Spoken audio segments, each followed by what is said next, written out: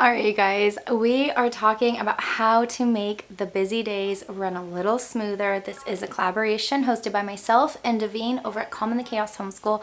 I'm going to go ahead and put the playlist down below in the description bar, so make sure that you check it out when you're done with this video. Get some wonderful tips and tricks from all of the moms who are contributing today and see how they get through the busy days of life. We thought that this would be a good collaboration to do as we all embark on the holiday season. Thanksgiving and Christmas coming up, combined with homeschooling and life in general, can be a very, very busy time of year. And so please go into this collaboration and all of these wonderful videos with the idea of none of us are perfect. We have a lot of ideas.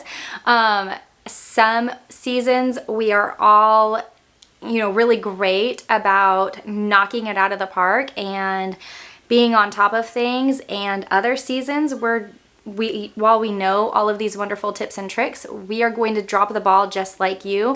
So if you are in one of those seasons of struggle and surviving instead of thriving, then please don't take this as everybody has it together and why can't I just, snap my fingers and my house is clean and all of these things. No. Today was such a busy day for us. I still have to run out and go finish meal prepping. We do a very large meal prep that I'll even talk about in this video at the very beginning of the month, and that's one of the things that helps us in our family just have some smooth selling days. But there's also laundry, and the house is somewhat clean right now, but we'll see how it goes after meal prepping and the kids play. And I believe I still have laundry to put away, and we have dishes to do. So I'm sharing all of these wonderful tips while my house is a little bit of a disaster. It's fine. We have a lot of things to do. We're gonna get them done. So the first tip that I have for you guys, and this is something that I am coming to really realize in this season, is to identify problem areas. So I feel like in different seasons, different parts of your house are going to be more neglected and more challenging at different times than others. For us right now, laundry and dishes are just getting so out of hand and just so very overwhelming. I am not quite sure what we're going to do about our dishes situation. However, for our laundry, I plan on going through everybody's clothes and kind of minimalizing that area. I did this when we first moved in, and over time we've just accumulated more, and so I'm going to do it again where we limit everybody to 10 outfits. I figure we do laundry every week anyway. 10 outfits is more than enough. It gives us that little extra leeway, so if we don't necessarily get it done on the weekend, we still have a few days before everybody runs out of clothes, and I think that that will help us. But especially when you're living in a house that has 6 people, laundry can tend to become a huge monster. And so I would say if you're in one of those seasons of struggling, identify what your problem areas are and start bouncing ideas off of you and your spouse or the kids, and see what systems you can put into place to help you kind of tackle whatever your challenging areas are in your house this season. The next 3 tips that I'm going to talk to you guys about are all food related, just because I feel like as moms, we spend so much time in the kitchen cooking for everyone, and between the time that it takes to prepare a meal and then all of the time that it takes to wash the dishes, I mean, you could very easily be in the kitchen half the day, if not 3/4 of the day, just cooking and cleaning up after everything. So the first thing that I suggest doing is meal planning. Now, I have found that it is not only easier, but it is also significantly cheaper if I make our meal plan for the entire month. I know that this is not for everybody. I know some people are a lot more picky, and so this is for the people who are not picky and who, like, if they plan a meal 28 days out, they will be okay eating that meal. We're not usually the type of people who, if I plan spaghetti and then it's 3 weeks later, we're not usually like, well, we don't feel like spaghetti today. And if we do, we just rotate a different meal that we have planned for that week. But we're not usually too picky when it comes to to what I plan in advance. So if you are, then skip over this tip. It's not going to be good for you. And there are times where I hear tips from people and I'm like, man, that would make life so much easier, especially when they're saying that it's cheaper for them. But after so many trials and errors, I have realized that, like, do you know what? I might hope that I could be that type of person, but I'm just not. So if you already know that you're not the type of person who can plan a meal 3 weeks in advance, just skip this, because it's truly not going to be for everybody. One of the other things that I plan for us is we do every other night as leftovers. And again, I know that that's not for everybody. I know some people very much despise leftovers, but we like them. We don't have a problem with them. There are very few times that I ever make something new and it is just dreaded so much that nobody wants to eat it. On those nights, we might have a backup in the freezer, like hot dogs or hamburgers or something that's easy to put together and it doesn't take too long. But having that every other night system where I don't have to cook every single night is very helpful, especially if, say, I make a meal on Monday and Monday is a slow-paced day. We don't really have a lot going on. And then Tuesday we have the kids' extracurriculars. Maybe there's a Bible study group, or, we just have different events going on in the evening. Having that meal already prepared and all we have to do is pop it in the microwave or put it on the stovetop and heat it up is so helpful. So if you are the type of family who can eat leftovers and you guys enjoy them, try that, because it makes life so much easier when every other night is leftovers. The last food tip that I have is meal prepping. Meal prepping is so pivotal in our home. It makes the week just run so much smoother. I have certain things that I meal prep on the weekend that set us up for success during the week, and when I have not taken that time to meal prep, I feel like it is so hard to get into a rhythm during the week where I can take the time to prep our meals, and it just ends up becoming this huge struggle. Things never end up getting prepped. I end up tossing food. It just becomes a thing. For instance, me and my husband overnight oats for our breakfast, and then the morning of we'll usually pair it with some eggs, and then we have that. But one of the things that is so helpful, and I hear so many of my friends saying like how overwhelmed they get with the day because they are cooking breakfast and lunch and dinner, and I'm like, you are cooking too much during the day. Like, I'm not going to do that. And not because I don't want to do it, but with having, homeschooling the 2 bigger kids and then having my toddler running around and tending to the baby, adding in 2 additional meals during the day, as well as all of the cleanup for that just feels like it would be so overwhelming. So one of the best rhythms and routines that I have found to help the days run a lot smoother is at the beginning of the month, I meal prep a few different breakfast items and a few different lunch items, and then the day of, my kids can go ahead and remove those from the freezer, pop them in the microwave or heat them up in the air fryer, and they have autonomy on what they can choose to eat. They have a few different selections. They don't tend to usually get too bored,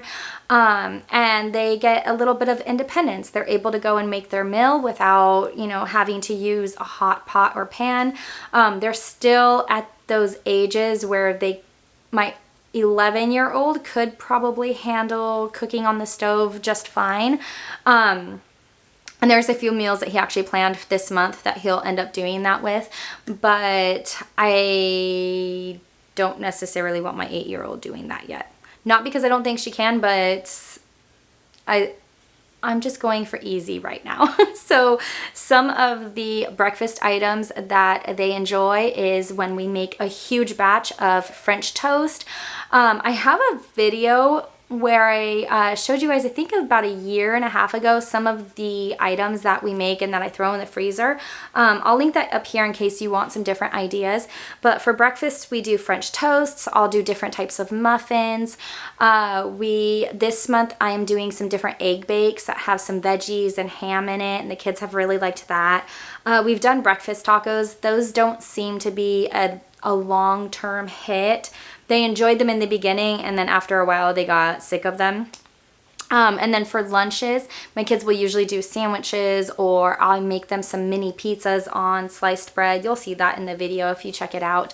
I forget what they're doing this month. I think they're doing some grilled cheeses and quesadillas and things like that. So just some easy things that I can either make on the griddle and pop in the freezer, or something that would be easy for them to make the day of. But meal prepping is so very helpful for us.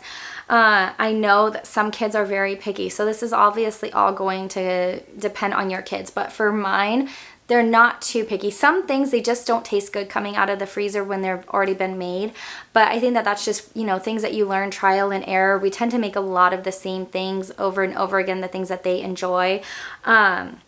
And things that aren't too easy or hard for me to prep. I usually will, at the first weekend of the month, I go grocery shopping, and then I will take, you know, a day or two prepping everything, getting it in the freezer. I separate it with their names on their freezer bags, and then they just pull out what they want throughout the month, and that is so helpful.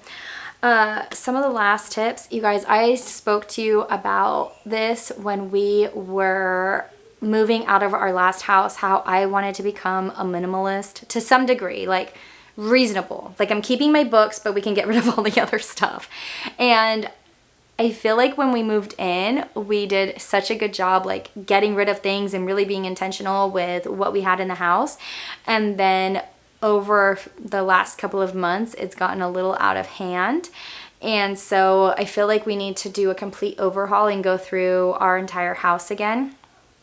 Probably go make a few trips to the donation center, or see what I can sell on some of the local yard sale groups and things. But minimalize. Like, if you're noticing that your house is just always getting cluttered and messy and it's overwhelming to you, go through your things and get rid of them. Some people think I'm a monster because when we do this, and we do this with our kids' toys, we'll go through and we'll be like, okay, you guys get to pick your 10 favorite toys. And some things like Beyblades, I'm not sure if everybody knows what Beyblades are, but they're like these little tops that spin. The boys have so much fun with them. But I'll usually count like all of their Beyblades in the stadium as one toy. So, I mean, and then like a dollhouse with all of its little pieces and everything as one toy. So I feel like some people end up getting mad about that. I don't know why, but we have too many kids for just everybody to have 35 toys. Like, the floor will just be a sea of Barbies and ninja trucks and things. It's too much. So 10 toys we have found is the perfect number. It's enough for them to stay entertained, but it's not so much that they are overwhelmed to clean it up. And I feel like when we limit them to the 10, they are so much more intentional about playing with them and enjoying their toys instead of just being overwhelmed with too many options. All right, one of my final tips is have everyone pitch in. And what I mean by this is there are going to be jobs that you want to do because you like doing it, or maybe that's just me because I have a type A spirit, and when I clean, I like to have things a certain way and be done in a certain manner, so that way they are up to my standards of cleaning. But one thing that I have learned over the last couple of years is these are such important skills that we are preparing our children for. And one day they are going to grow up and move out, and they need to know these skills for their own homes. So letting them go through that trial and error now is preparing them later on for adulthood. And I say this because I've spoken to moms before, like when they find out that, I have my kids clean the floors, not every week, but occasionally, and they're like, oh, I could never do that because like my kids would not clean very good. And that's just when you correct them and you have them go back to doing it, and they're gonna hate it and they're gonna complain, but they're gonna learn that if they do it in a lazy manner, that they're going to have to do it again. So they might as well just do it right the first time. And there were times during this last pregnancy that were so hard on my body. It hurt so much to walk. And usually I try to group grocery shopping and cleaning our floors on the same day. And as I just got further and further along into this pregnancy, it was just like I would end the day crying. Even just walking such a small amount. And so it got to the point where I was like, okay, I can't do this. And my kids were so sweet and they were like, do you want us to help you clean the floors? And I was like, yes, please. And that is when I realized I just needed to change my standards and not strive for perfection, but strive for the fact that it's getting done. Their hearts are in the right place to help, and that they are learning very important skills for when they grow up and become adults. So have everybody pitch in. Many hands make for light work. And so when you are, you know, if you're type A like me, and you kind of release some of that desire to have perfection when it comes to cleaning or whatever chores and items that you have around your house, just remember, like, it's going to take a little longer for the kids to do it, and they might not do it up to your standards, but they're learning and they're growing in that. And it is such a wonderful thing when you watch them grow and just gain servant hearts through helping their family, and they realize that they have really important roles in your family and that they get to contribute something, and they get so excited to help. So have everybody pinch in. The last tip is not really necessarily anything you do. It's just a reminder that there are different seasons for different things, and some seasons you're going to be on it and every day is going to run smoothly. You might have a few bumps in the road here and there, but overall, when you have those really hard days, you need to give yourself grace and, you know, step out of the type A perfectionist. For those of you who are like me, for those of you who are free flowy, teach us your ways, because I can't do it. I would like to, and I would like to be a little less, like, you know, on it, but yeah, so give yourself grace, okay? There are going to be days where it's, and even months where it's just hard. So embrace the hard and go through your refining period that the Lord is seeing you through, and just give yourself lots and lots of grace. So if you have any tips on how you make the hard days run a little bit smoother, let me know down below. I would love to get different ideas from you. You guys always have wonderful ideas. Make sure that you check out the playlist when you are done with this video. If you like this video, don't forget to give me a big thumbs up, hit that red subscribe button, and I will see you again later. Bye.